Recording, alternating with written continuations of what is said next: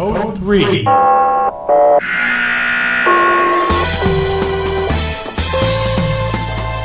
live podcast sponsored by the Marin Fire History Group. All about the history of the fire service in Marin County, California. And now your host, retired Fire Chief Bill Lellis. Good day, and welcome to the Marin County Fire Chief's historical website.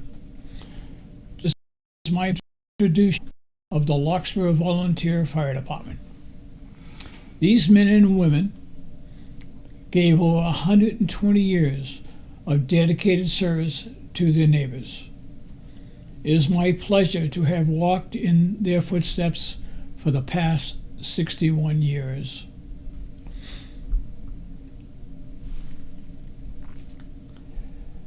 In the last part of the 19th century, all fire departments in Marin County were volunteer.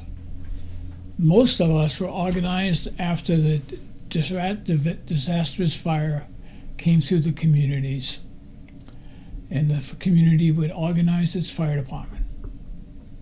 Here, the burnt down San Anselmo in 1907, a log fire on Mount Tamalpais. Larkspur is only 13 miles from San Francisco, a short ride on the ferry boat, and you're in Sausalito. And welcome to the Marin County's train depot in Sausalito. Here you would catch a train that would take you to Larkspur. If you wanted to, you could go as far as Point Reyes Station. Once you were on the train, you could go to and stop at the Baltimore station in Larkspur. And from that station, within 30 minutes, you could be camping inside the redwoods on the banks of Royal Holon Creek. If you rode the train a few half mile further, you would get off at Larkspur, or you could register at the Larkspur Hotel, which was the place to be seen in those days. How it all came to be. The year is 1847. The gold rush is in its height.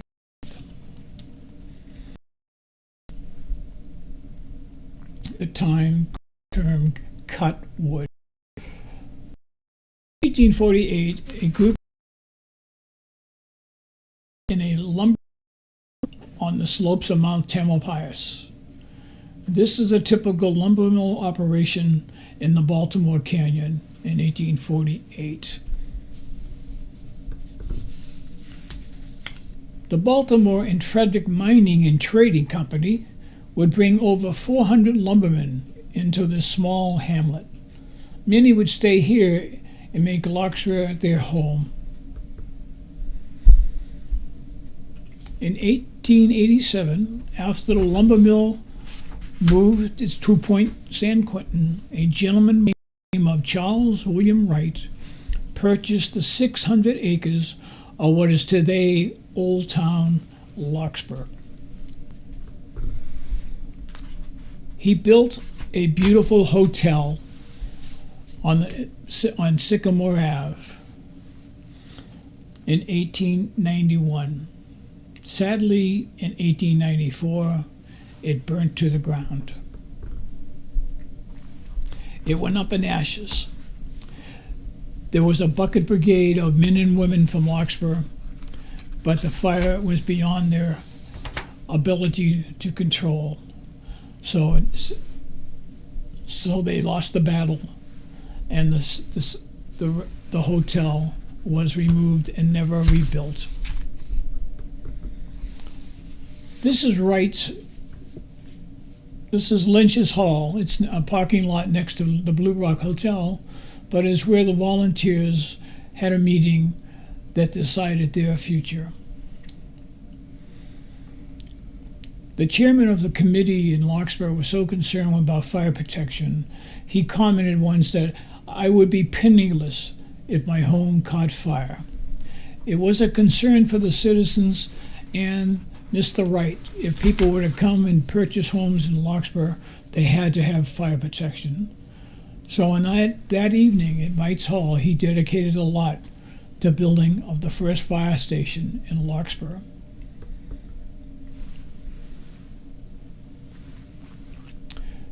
So as you can see, in 1813 men would step forward to protect the fellow citizens from the ravages of fire.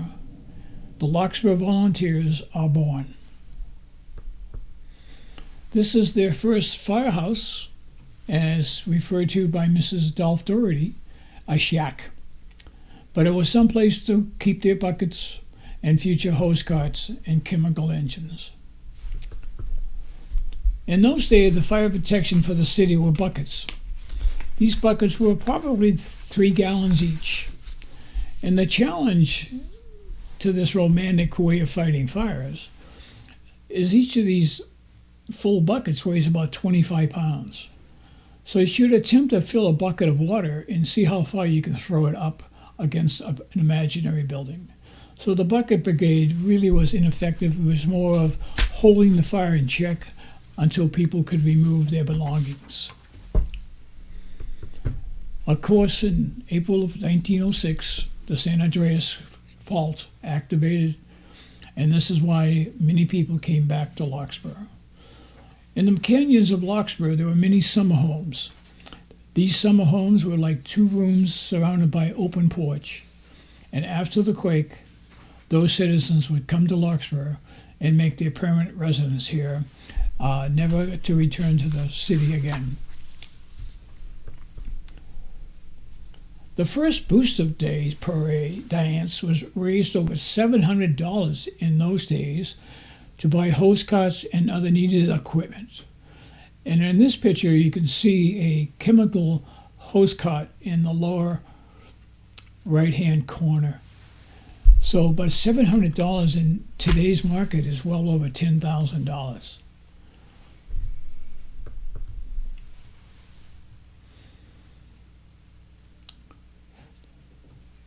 The hose cart was the first mobile line of suppression. It could carry 1,000 feet of hose and weigh over 600 pounds, and it cost $400. They were manufactured in San Francisco. For $250, a local teamster named J.B. Rice would pull the hose cart along with as many citizens that could get on board. Many times men would fall off and have the hose cart run over them, breaking bones. OSHA is still 75 years away. The invention of the chemical engine changed the course of firefighting in America. America fell in love with these chemical engines that could produce pressure at 125 pounds and throw a steam of chemical water almost 100 feet. It was a very dangerous operation because if you added the wrong chemicals and filled it too much, the tank could explode, injuring or killing the operator. These men trained diligently usually on a Saturday, and here they are at the hotel practicing bringing that hose line from the chemical engine to the top floor of the hotel. They were very dedicated people, and they need to have how to operate these chemicals. This is a typical scene in the Marin in Corte Madera, Larkspur. The hose carts and chemical engines were normally placed in 1 or 2 spots. In Larkspur, we had a firehouse on Magnolia, and we had a firehouse up the Madrone Canyon. That during the flood stages, the firehouse would move, and they'd have to go retrieve it and bring it back. But this was the typical fire suppression operation at the turn of the century.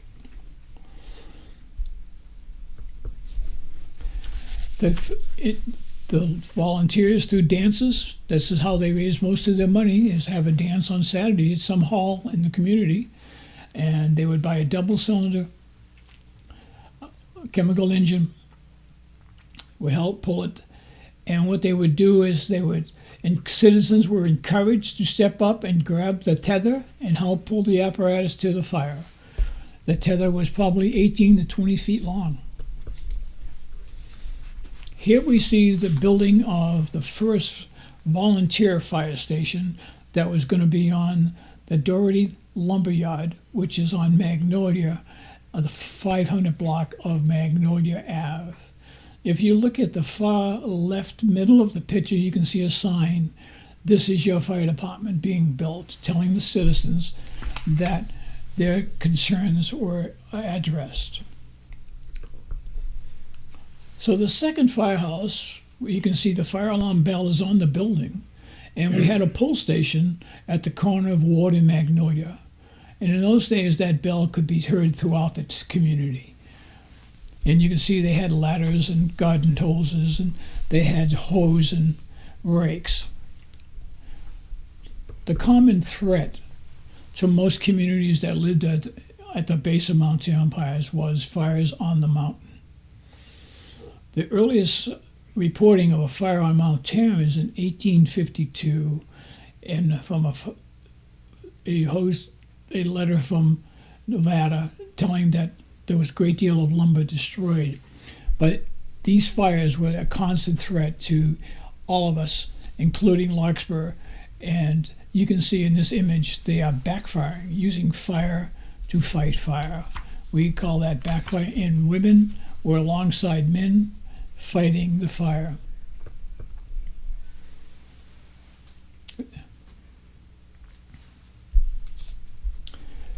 Here we see gentlemen watching the fire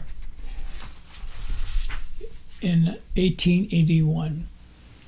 A gentleman by the name of William Pixley was clearing his land when the fire got out of control, destroying over 65,000 acres. When Mr. Pixley saw what had happened, he dropped dead and died at the scene of the fire. This is a fire that threatened the Madrone Canyon, Baltimore Canyon. The gentleman to the far right is a volunteer from Larkspur, Mr. Frizzy. On July 1929, the last great fire on the mountain came with 30-mile-an-hour winds. She was a devil fire. Volunteers had to run for their lives when the fire turned back on itself. Their hoses and rakes were no contest for this fire. Let's meet some of those early men who stepped forward to lead their fellow volunteers in Larkspur. The department's chief's position was elected each December, and they would serve voluntarily for 12 months. A total of 13 men would hold the position of the fire chief for Larkspur from 1897 to 1959. A gentleman by the name of Harry Hopkins, in 1897, at that first meeting at Wrights Hall, came to be the very first fire chief awarded the title of chief engineer. The term engineer comes about in the fire service when the steam engine was introduced. Hopkins was also a station agent for the North Pacific Coast Railroad Company, and he helped promote community awareness surrounding the lack of fire protection. Frank Ambrose, in 1908, a local painter, saw his paint shop go up in flame during the San Francisco Great Fire of 1906. Larkspur offered a haven for this refuge on one of Ambrose's first administrative acts was to introduce and pass an ordinance making it a misdemeanor and to maliciously and mischievously ring the town bell for other than for fire or church services. Kids will be kids even in 1908. Mr. Chief Barnes in 1909, little is known of this chief, only that he came from the Santa Rosa area. But his cemented legacy is organized the first Booster Day celebration in Larkspur in 1909, bringing over $700 for the purchase of equipment. Chief Everson was a member of the San Francisco Fire Department. He retired as a captain in 1926, and he held the Larkspur Fire Chief's position for 6 years. He would become the first paid chief of the volunteer fire department. From this point forward, most of the fire chiefs would come out of the San Francisco Fire Department. Henry Geister had one of the most compelling stories. Horseman. Let's go. In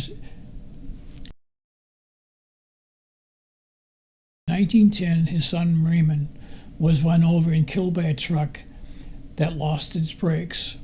As his wife looked on, Geister picked up his critically injured 3-year-old son and ran a mile to St. Joseph's Hospital, where his son was pronounced dead. In 1928, Chief Geister would retire from the position of San Francisco as a battalion chief after 28 years of service. One of his sons would later serve as the Larkspur Volunteers president, Mel Geister. In 1916, the Volunteers purchased their first motorized chemical engine, a Henry Ford Model T. It was built in San Anselmo at a cost of $1,195.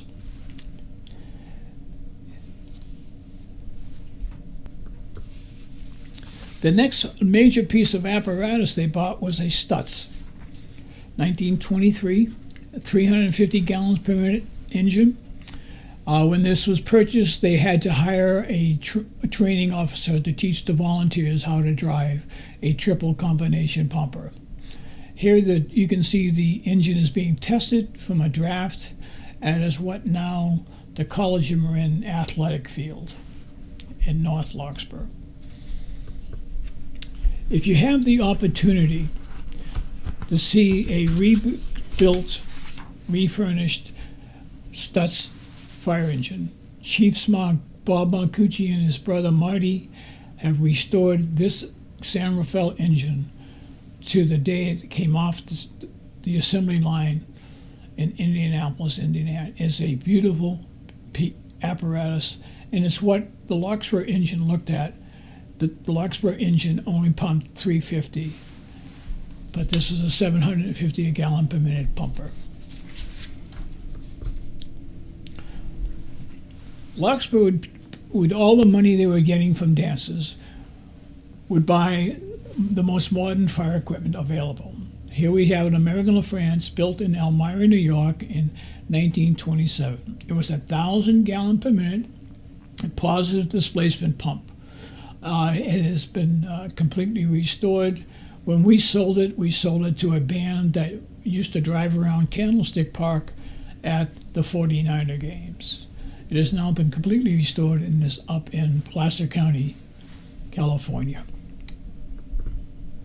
The last engine the volunteers would buy was a 1946 American LaFrance, 500 gallon per minute centrifugal pump. The order was placed in 1944, but due to the war effort, the engine wasn't delivered till 1946. The volunteers had a moment in the sun, and that happens when Collier's Magazine, a Saturday evening publication that had 6 million copies sold, showed the United States what the volunteers were all about. And the whole theory behind the volunteers was fire protection without taxation. In the magazine, they show that here we see when the horn sounded, volunteers were responsible to respond to the station. Here we see volunteer Bud Anthony. He had to leave the barber chair. The three McLaren brothers, Rufus set a start for a fire. Brother Ralph is jumping from the window. Ralph would go on to be the Kentville fire chief. The brother Robert is running down the plank, and Charles is on the roof. Charles would take over the position of fire chief and president of the volunteers in 1927. With all the funds the volunteers had spent no cost. The first alarm came when a bell tower at the Roman Catholic Church on the corner of Rice Lane and Kane Street. Again, we talked about the volunteers were responsible for maintaining the bell, the tower, and all the ropes. The middle picture is the first fire alarm that was on the corner of Magnolia and Ward, and later on they put in a modern Gamewell fire alarm system. So the system fire alarm box is now only a few blocks from any home in town. This is where the numbers were placed on a hook. The hook was pulled, and it would sound the box alarm and the tape. A funny thing about that tape is the insurance company made them go from punching a hole to punching a diamond-shaped hole so they could read it in the right direction. And it was the first step because they didn't trust the fire department to roll the tape up for the underwriters, insurance companies, to come in and evaluate the fire department's fire protection. The gentleman we will talk about in part 2 is a gentleman, Chief Dolph Doherty. He is a gentleman for all seasons, 1880 to 1959. Dolph was elected chief president in 1913, a post he would hold until 1954. He built the Rose Bowl dance platform, Station 15 on Magnolia Ave, and purchased the most current equipment for its time. His statement was, if it's good enough for New York, it's good enough for Larkspur. And he lived to that quality. Being a member of the new organization of volunteers considered to be a privilege, and membership was in high demand. Their uniforms were always worn with great pride at parades and hose cart races. It was a fashion statement, and those who wore it were instantly recognized within the community with great admiration. The first Larkspur Volunteers uniform was distinct red button with white red breast and white buttons, a bow tie, black trousers with a belt that could hold a spanner if needed.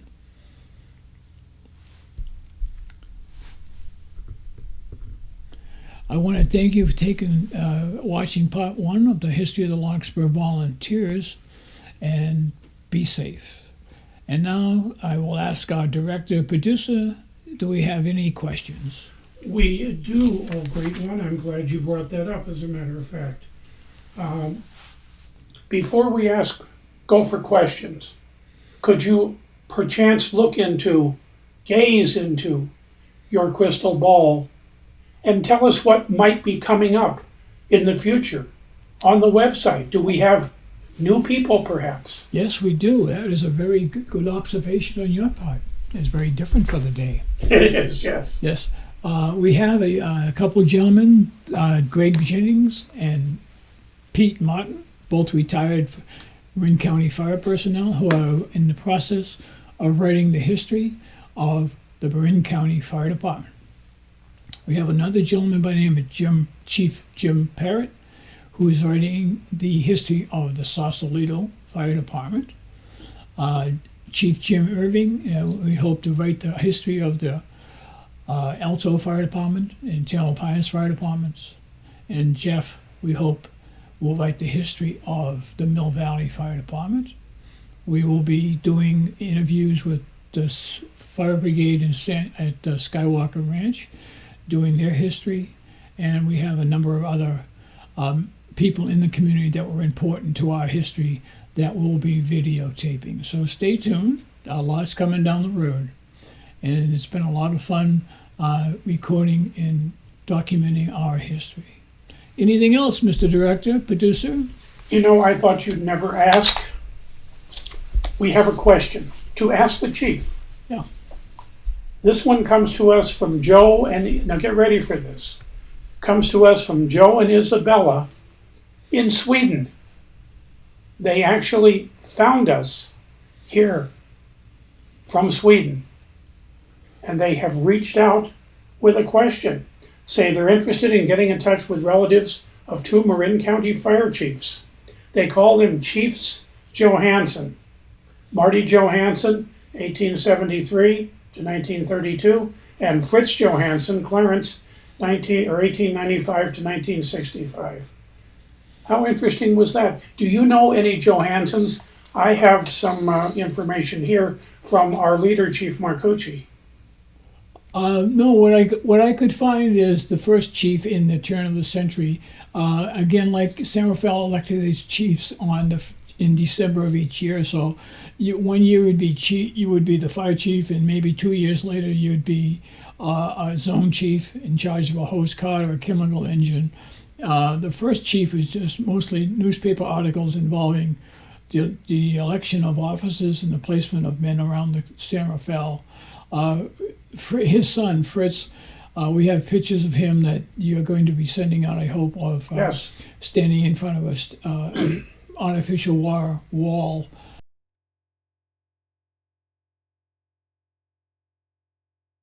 Of Fritz as chief of the department when Station 2 opened in 1961. And you will be sending it off to Sweden. So they are watching, and I'll have to probably put a lot of postage on that to get it to Sweden. probably. Yeah. Chief Marcucci, our editor-in-chief here, looked at this. He is the retired chief of San Rafael Fire. And he sent me this information to pass on. He sent a picture of the grand opening of Fire Station 2, and that would have been in 1958. Chief Fritz Johansson Well, is in that picture. Chief Marcucci said that from Chief Johansson in 1961, Chief Van Strivet became chief, and then Chief Marcucci. So it was a pretty long cycle of fire chiefs. But Chief Marcucci says he was pretty much a low-key guy. And here is one little aside that Bob sent us. Bob's father, Nello Marcucci, the fire chief of San Anselmo, his helmet was stolen from his car just before retirement. And Chief Johansson gave Chief Nello Marcucci, his helmet to wear until he retired. And Chief Bob Marcucci has the helmet still today. How's that for a bit of history? that's very nice piece of history there, Mr. Producer Director. So we can say goodbye for the day. We will do that. We will say goodbye, and please be safe. And how big should our fires be? As small as possible. Keep them all small, Keep right? them small. That's correct. Here we go. Thank you.